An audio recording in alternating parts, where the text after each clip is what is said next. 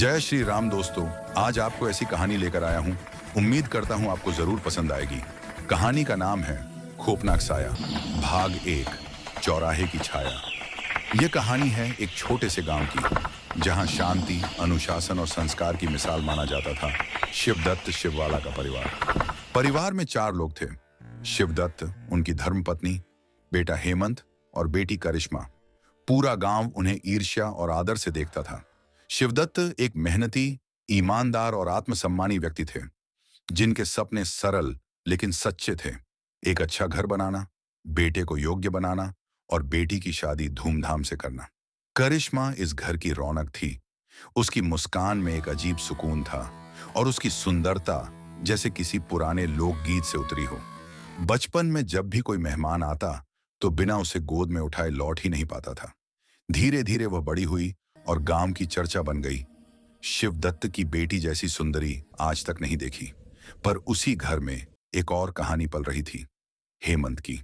शिवदत्त की आंखों का तारा, उनका सपना, जिसे पढ़ाकर बड़ा आदमी बनाना चाहते थे, वही हेमंत अब उनके लिए चिंता का कारण बन चुका था। पैसे की कमी नहीं थी, पर हेमंत का मन बिगड़ गया था। महंगे कपड़े, गाड़ी, दोस्तों की संगत, रातें बाहर, सुबह घर। शिवदत्त जब भी समझाने की कोशिश करते, हेमंत झल्ला उठता। धीरे धीरे पिता और पुत्र के बीच दीवार खड़ी हो गई। शिवदत्त ने बोलना ही छोड़ दिया। समाज के सामने क्या कहें, घर की बातें घर में ही रहें। ऐसे ही दिन बीतते गए। मार्च का महीना था। होली नजदीक थी। गांव के चारों ओर रंग, ढोल और गीतों का माहौल था। पर उसी मौसम में एक रात कुछ ऐसा हुआ जिसने शिववाला परिवार की तकदीर ही बदल दी। हेमंत अपने दोस्तों के साथ गाड़ी में घूम रहा था। किसी ने कहा, चलो आज श्मशान घाट चलते हैं, मजा आएगा। सब हंस पड़े। शराब की बोतलें खुली, सिगरेट जल उठी। वहीं बैठकर सब मस्ती करने लगे।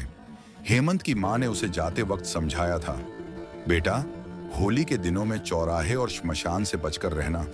इन दिनों टोने टोट के जाग उठते हैं। पर हेमंत हंस पड़ा। मां, यह सब अंधविश्वास है। रात गहरी होती गई और शराब का नशा भी। इन्हीं में से एक था सुशील, हेमंत का खास दोस्त। नशे में डूबा सुशील अचानक बोला, भाई, तेरी बहन करिश्मा, वो तो सच में जन्नत की परी है। जब चलती है ना, तो जैसे हवा भी ठहर जाए। हेमंत ने पहले तो हंसने की कोशिश की, पर अगले ही पल सुशील की जुबान फिसल गई। तेरी बहन के लिए ही तो तेरे घर आता हूं मैं। क्या तू मेरा साला बनेगा? हेमंत का चेहरा तमतमा उठा। शराब का नशा उतर चुका था।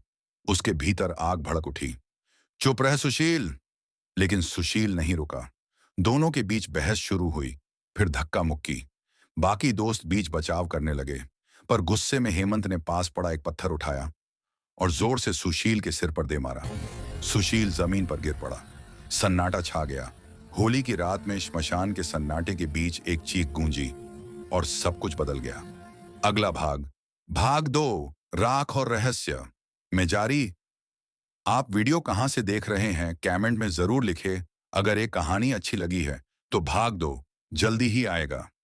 अगला भाग देखने के लिए हमारा चैनल सब्सक्राइब जरूर करें, जिससे पार्ट 2 आपको सबसे पहले देखने को मिले।